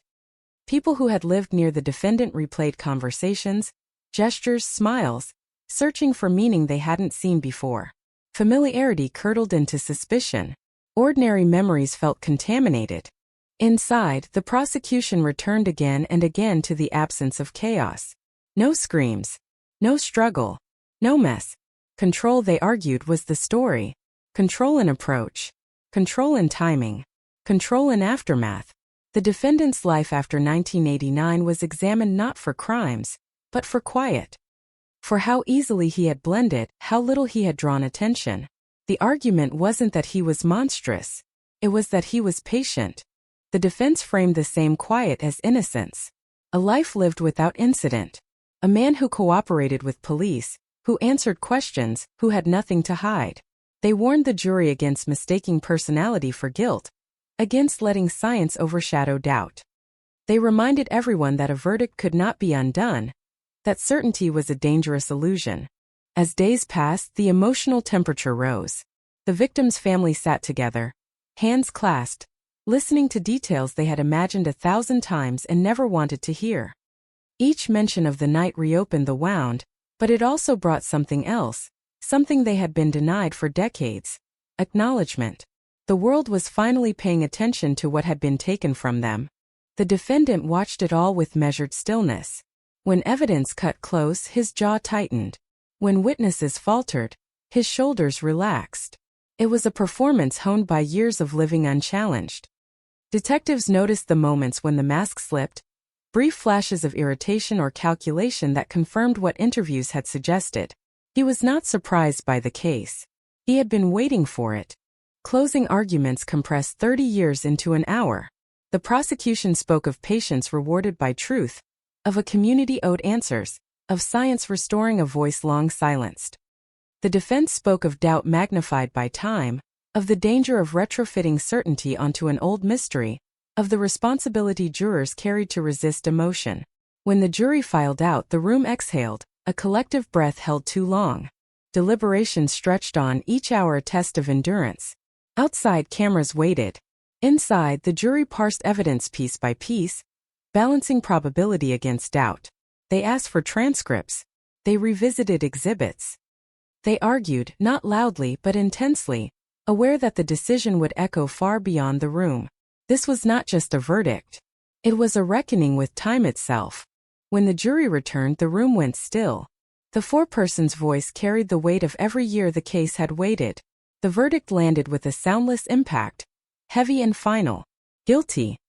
The word rippled outward through the courtroom, through the town, through the memories of everyone who had lived with the question since 1989.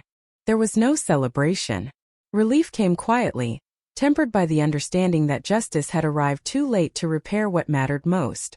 The defendant showed little reaction as he was led away, his long freedom collapsing into a single moment of consequence.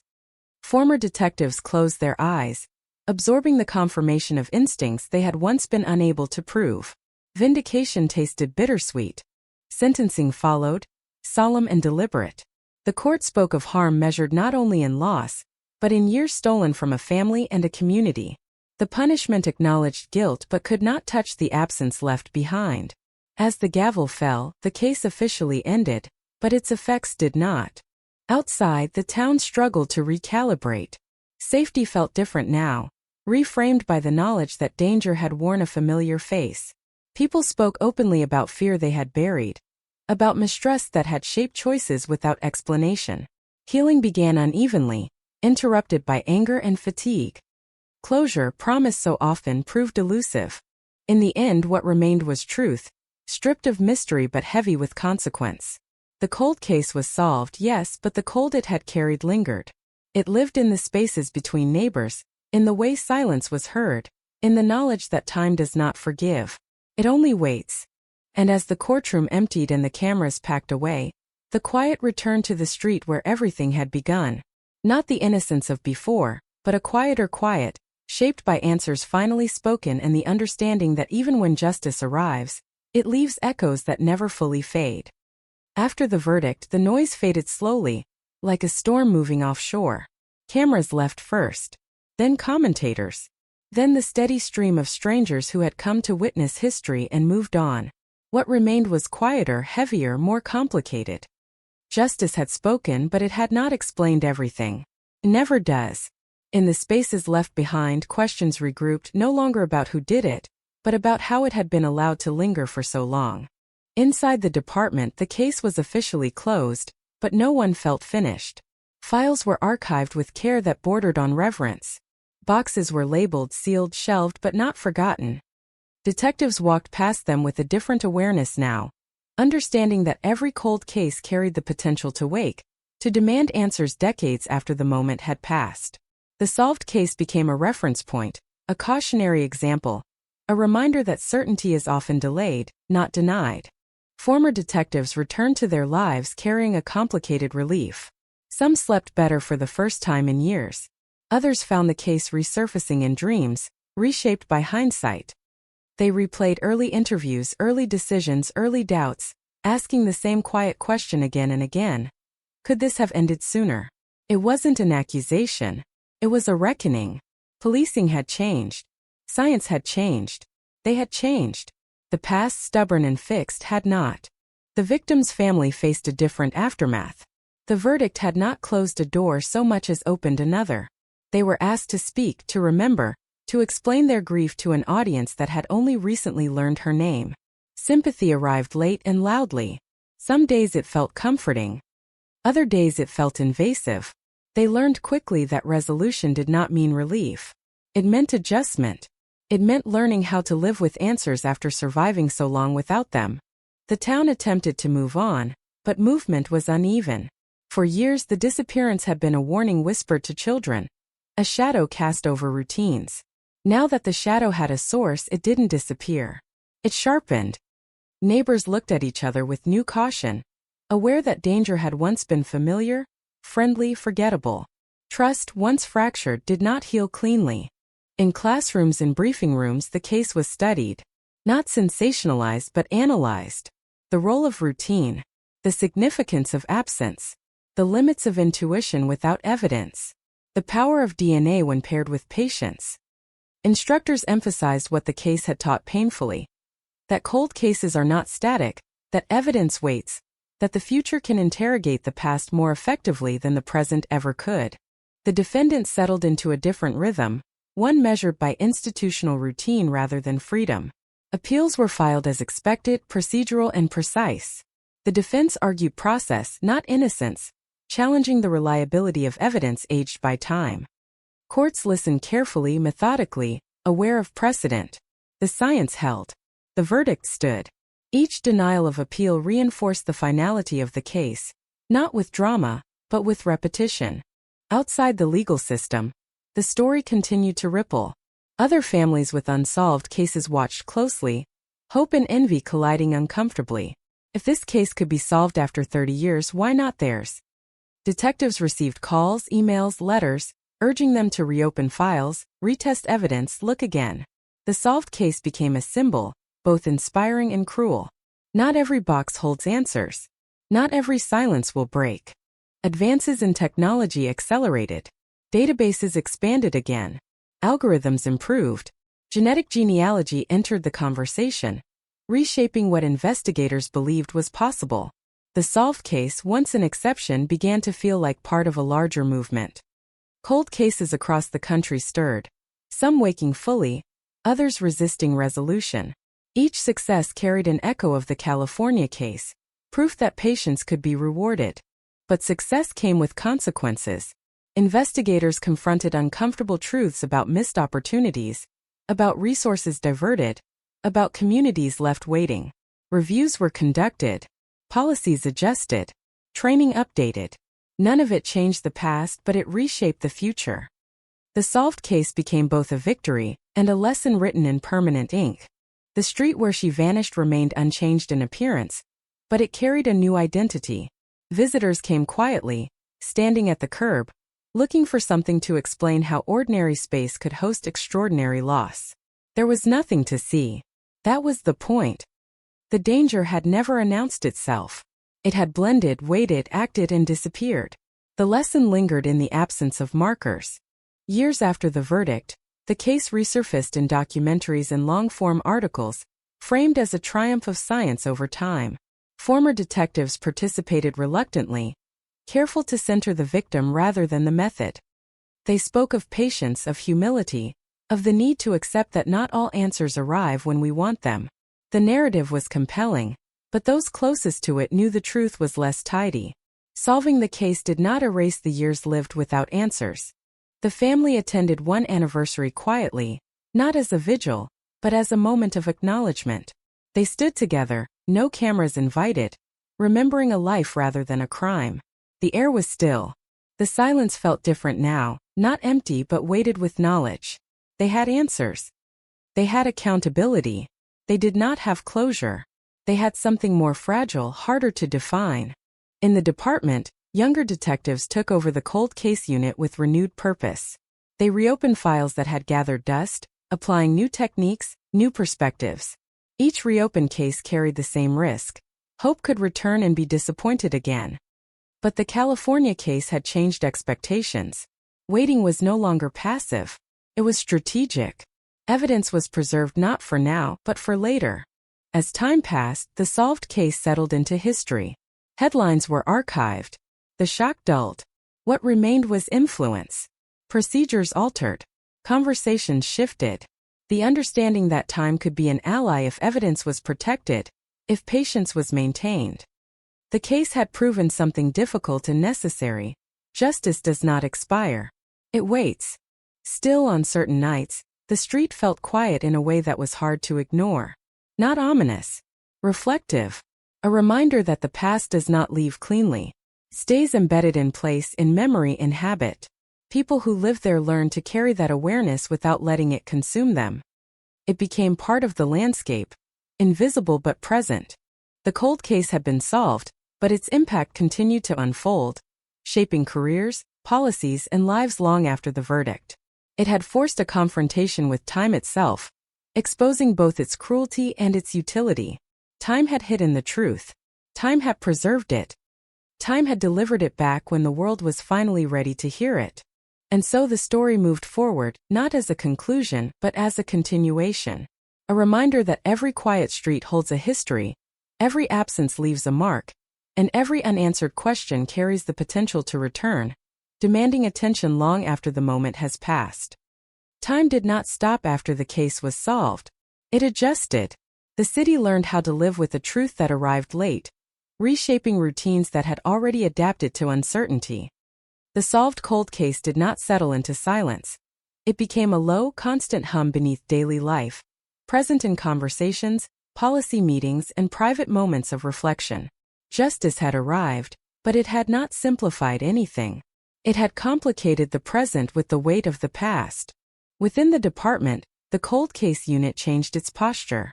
Where once it had felt like a quiet corner, underfunded and overlooked, it now stood closer to the center. Commanders spoke about preservation with a new seriousness. Evidence rooms were audited. Chain of custody procedures were tightened. Old mistakes were named aloud, not to assign blame, but to prevent repetition. The solved case had given permission to be honest about failure without surrendering to it. Younger detectives listened carefully to veterans who had lived with the case for decades. The stories they heard were not heroic. They were about exhaustion, about doubt, about walking past the same street for years and wondering what had been missed. Those lessons mattered more than any technical manual. They taught restraint. They taught patience. They taught that certainty is often an illusion constructed by urgency. Outside law enforcement, the public's relationship with the case evolved. Initial fascination softened into something steadier. The story was no longer breaking news. It became context. Parents spoke to children about awareness rather than fear. Schools invited speakers to discuss safety without sensationalism. The case stopped being a warning shouted in panic and became a reminder spoken calmly. That transition, subtle and slow, marked a kind of healing. For the victim's family, time continued its uneven march. They navigated anniversaries differently now, no longer marked by unanswered questions, but by a complicated sense of finality. Birthdays were remembered without the reflexive ache of uncertainty, replaced by a quieter sadness that acknowledged what had been lost and what could never be returned. They learned that answers do not end grief. They refine it. The defendant's presence in the system became procedural, almost invisible. Court filings moved through channels with predictable language. Appeals were denied. Transfers occurred. The person who had once been a mystery faded into institutional anonymity. For those who had chased the case, this anonymity felt appropriate. The story had never been about notoriety. It had been about accountability. Nationally, the case joined a growing archive of solved cold cases that altered expectations. Journalists stopped asking if old cases could be solved and began asking when. Families demanded action with renewed confidence. Legislators took notice, funding grants for DNA testing and genealogical research. Each budget line carried the echo of cases like this one, proof that investment could bend time back toward justice. But the surge of attention brought tension. Not every case could be reopened. Not every piece of evidence had survived. Investigators faced the ethical challenge of managing hope responsibly. They learned to speak carefully, to promise effort rather than outcomes. The solved case had taught them the power of possibility, but also the danger of overpromising. Hope once ignited demanded respect. In training sessions, instructors emphasized a quiet truth. Technology does not solve cases alone. People do. Technology extends reach, but judgment still matters. Bias still matters. The solved case was dissected not just for its scientific triumph, but for its human decisions, both flawed and faithful. The lesson was clear. Progress required humility. The street where everything began became a site of unintended education. New residents moved in, unaware at first, then curious, then informed. The story was passed along not with fear, but with care. It became a reminder of vigilance without paranoia. The street remained ordinary, and that ordinariness became the most unsettling and instructive part of the narrative. Media revisited the case periodically, often on anniversaries, often with a tone that shifted from shock to reflection. Producers learned that the audience no longer wanted spectacle. They wanted understanding. The case was framed as a meditation on time, memory, and the limits of certainty. It was no longer just a crime story. It was a societal one. In quiet moments, former detectives acknowledged the personal cost of carrying the case for so long. Some had retired. Some had moved on to different assignments. The case followed them regardless, surfacing in conversations, in dreams, in the pause before sleep. Solving it had eased a burden, but it had also fixed it permanently in memory. Resolution did not erase responsibility, confirmed it. The family chose to support initiatives aimed at preserving evidence and funding cold case units. Their involvement was deliberate and measured. They spoke when invited, declined when not. They understood the power of their story, but refused to let it define them entirely. Advocacy became a way to transform loss into something constructive without surrendering privacy. As years passed, the case influenced smaller decisions that rarely made headlines. A detective chose to keep a file open rather than close it. An evidence technician double-checked a label. A supervisor approved overtime for a retest that might have been denied before. These moments accumulated quietly, shaping outcomes that would never be traced back to a single solved case, but owed it something nonetheless. The idea of closure continued to be questioned. In lectures and articles, experts challenged the term. arguing that it suggested an ending that rarely existed.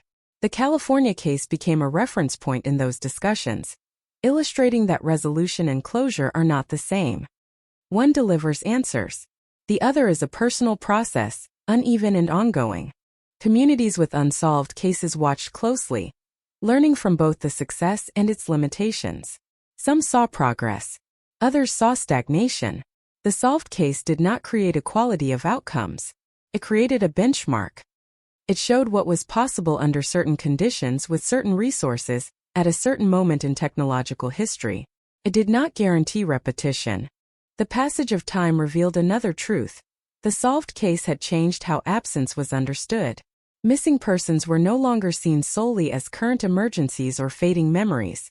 They were recognized as ongoing narratives, capable of re-emerging with force years later.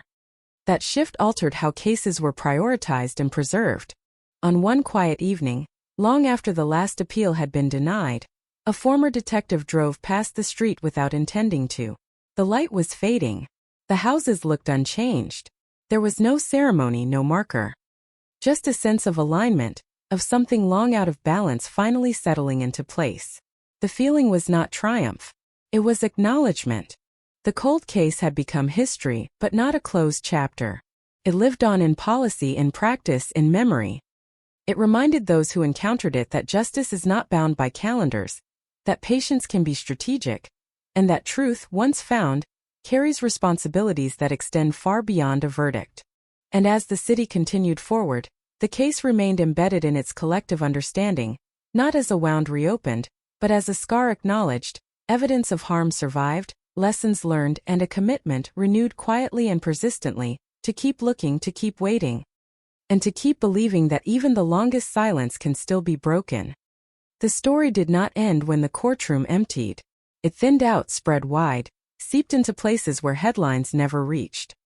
In the months after the arrest, after the verdict, after the language of justice had been formally spoken, the case continued its quiet migration through the city's bloodstream, resurfacing in unexpected corners, changing behavior in ways no report could quantify. This was no longer a breaking story. It was a presence.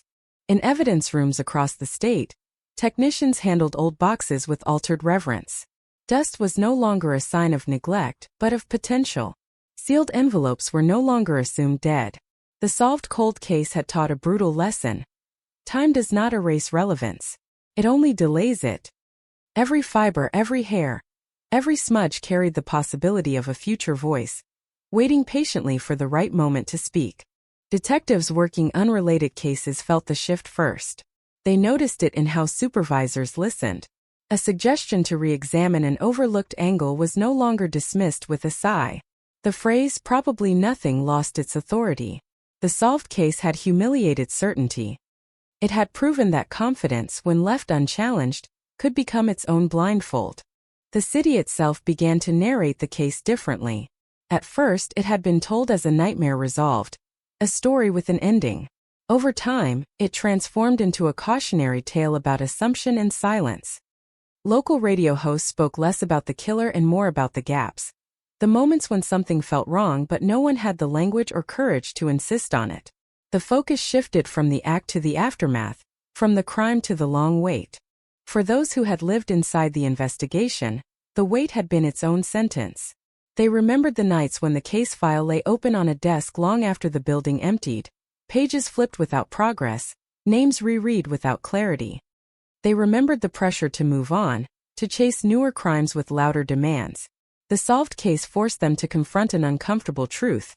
The system is designed for momentum, not memory. Some detectives admitted quietly that they had doubted the case would ever be solved. They carried that doubt like a private shame, now reframed by outcome. The arrest had not erased their skepticism, it had complicated it. They learned that doubt could coexist with commitment, that continuing did not require certainty, only discipline. In community meetings, residents asked new questions. Not who did it, but how did it take so long? The answers were never simple. Budget cuts, lost leads, technology that had not yet caught up to ambition, human error layered over institutional inertia. Each explanation felt partial, insufficient on its own. Together they formed a mosaic of delay, a portrait of how crimes slip into coldness not through malice, but through attrition. Families of other victims listened carefully. They heard hope but also warning. The solved case inspired them to push harder, but it also revealed the cost of waiting. They understood that every year without progress reshaped their lives, whether or not an answer eventually arrived. Time was not neutral. It extracted payment daily. Advocacy groups emerged stronger, more coordinated. They spoke the language of science and policy, not just grief. They cited the California case in grant applications, in legislative hearings, in fundraising campaigns. The case became a tool wielded carefully, respectfully. It proved that persistence could pay dividends, but only if sustained with resources and accountability.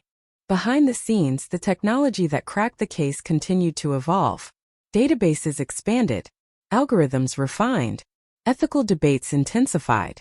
The solved case had opened a door that could not be closed, raising questions about privacy, consent, and the boundaries of investigation. Progress carried its own shadow, forcing society to decide how much reach was acceptable in the pursuit of truth. For the family at the center of the case, public attention faded, but memory did not. They learned to live with a name attached to their loss, with a narrative that others consumed and analyzed. They guarded their private recollections fiercely, aware that resolution did not entitle the world to intimacy. Grief, even clarified, remained personal. They spoke occasionally about the years before the arrest, about how uncertainty had shaped their identities, how plans were postponed, how trust was rationed, how joy carried an asterisk. They acknowledged that knowing the truth had allowed some healing, but it had also forced them to relive moments they had carefully buried. Answers reopened doors long sealed. The perpetrator's story, once unveiled, disappointed those who expected spectacle. There was no grand confession, no cinematic unraveling, just a pattern of opportunity and concealment, of ordinary movements hiding extraordinary harm.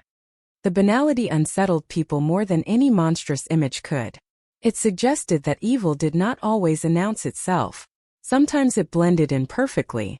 Criminologists dissected the case in journals and conferences, focusing on the missed intersections, the points where data existed but connection failed. They argued about probability, about bias, about the subtle ways narratives shape investigation. The case became a classroom, its lessons debated and refined, never fully settled. In quieter spaces, retired officers reflected on the emotional toll of carrying unresolved cases. Some admitted they had compartmentalized too well, locking away empathy to survive the workload. The solved case cracked those compartments open, releasing a flood of delayed emotion. Relief mingled with regret, pride with sorrow. The human cost of endurance surfaced slowly. The city marked no official anniversary. There were no plaques, no ceremonies. The absence felt intentional, a recognition that memorializing the case risked simplifying it. Instead, remembrance took informal forms. A candle lit on a windowsill, a pause in conversation, a name spoken softly. Memory resisted choreography. As years passed, new crimes emerged, demanding attention, resources, urgency. The solved cold case receded further into the background, its influence subtle but persistent. It shaped instincts more than policies, attitudes more than protocols. It whispered reminders during moments of doubt, urging patience, urging care. Young officers who had not been alive when the crime occurred learned about it during training. To them, it felt distant, almost abstract. But instructors emphasized its immediacy, insisting that coldness was a condition, not a verdict. A case became cold only when effort stopped. That distinction mattered. In the end, the case altered the city's relationship with time. It challenged the belief that justice must be swift to be meaningful. It exposed the danger of urgency unchecked by reflection. It suggested that truth, while delayed, could still carry force, still demand response. The streets where the crime had unfolded continued to host ordinary life. Children played. Dogs barked. Cars passed without slowing.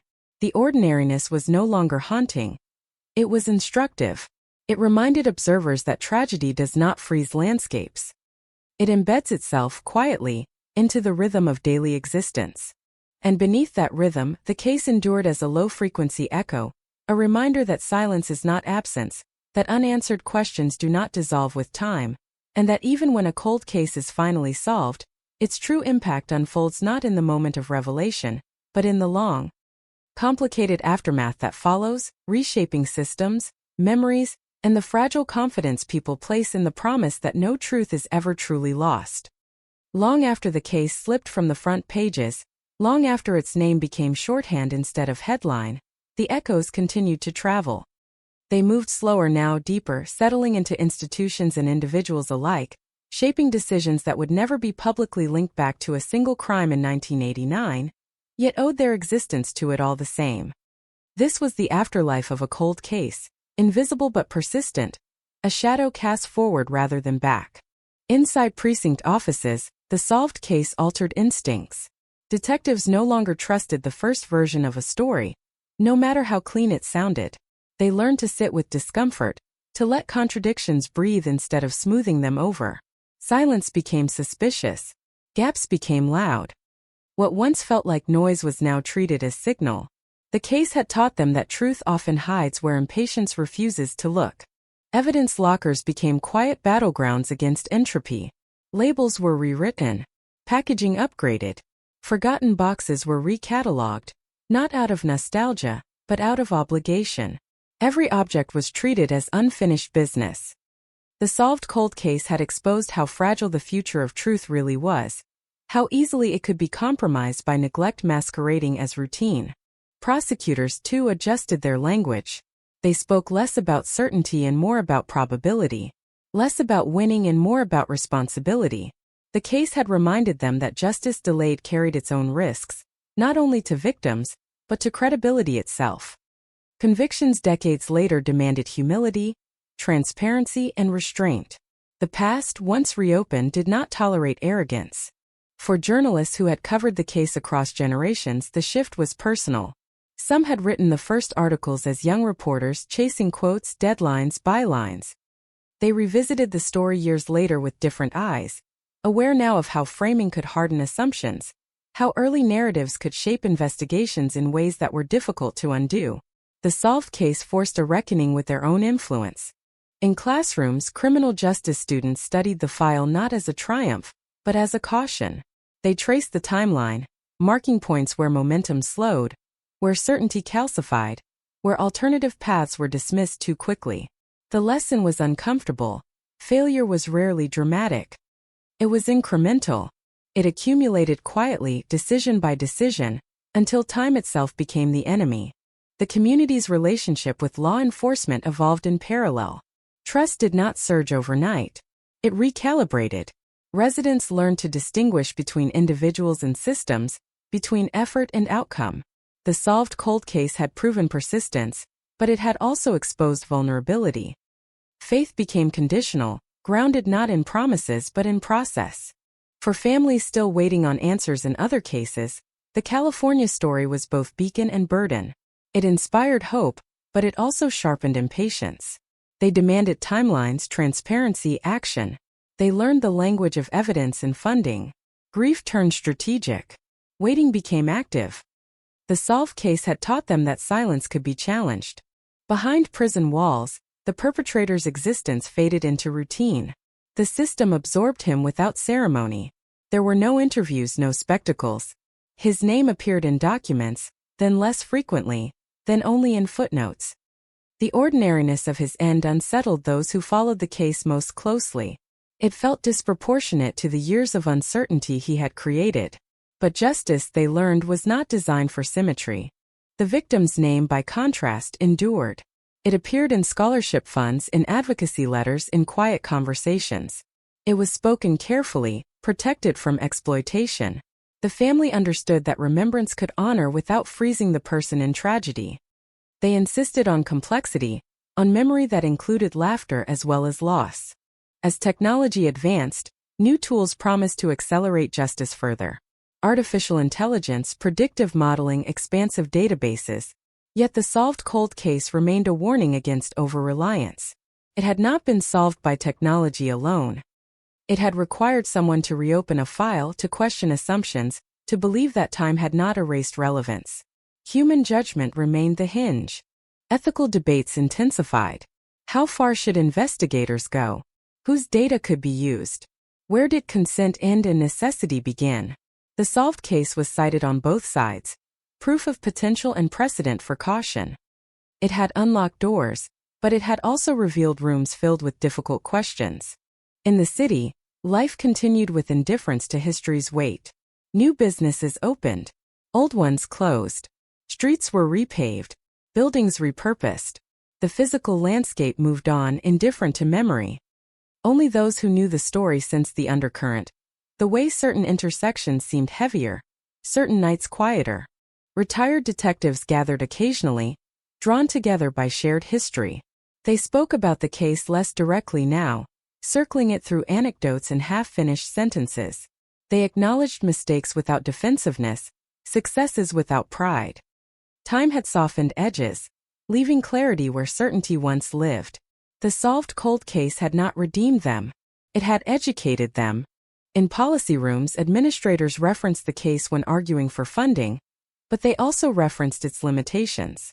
They warned against expecting miracles. They emphasized sustainability over spectacle. The case had shown what was possible but also what was rare. Justice required endurance, not headlines. The notion of cold itself came under scrutiny. Experts argued that the term implied dormancy, an absence of activity that rarely reflected reality. Many cases were not cold, they were waiting. Waiting for tools. Waiting for resources. Waiting for someone to look again. The solved case reframed the vocabulary, challenging the assumption that time equaled defeat. For the family, private moments remained the hardest. Public validation could not touch the quiet spaces where loss lived unobserved. They navigated holidays differently now, aware that certainty did not restore what uncertainty had taken. The answer to who had done it did not answer how to live with it. That work remained ongoing. They spoke about forgiveness carefully, refusing to let it be weaponized or demanded. Forgiveness, they insisted, was not a requirement of resolution. It was a personal decision, subject to change. The solved cold case had returned power, not obligation. As years layered over years, the case settled into a strange equilibrium. It was no longer raw, no longer distant. It existed as reference, as warning, as possibility. It shaped behavior more than belief. It whispered rather than shouted. New cases emerged, some solved quickly, others slipping into uncertainty. Investigators carried the lessons forward, often without realizing it. They paused longer. They questioned deeper. They preserved more carefully. The influence was subtle, cumulative, impossible to measure precisely. On one unremarkable afternoon, a young detective pulled an old file from a shelf, inspired by nothing more than instinct. There was no guarantee of progress, no promise of resolution. Just the quiet understanding that time alone did not decide a case's fate. Effort did.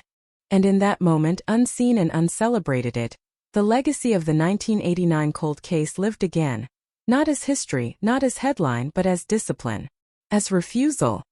As the enduring belief that even when years have passed, even when silence feels permanent, the story is not finished until someone stops listening for the truth.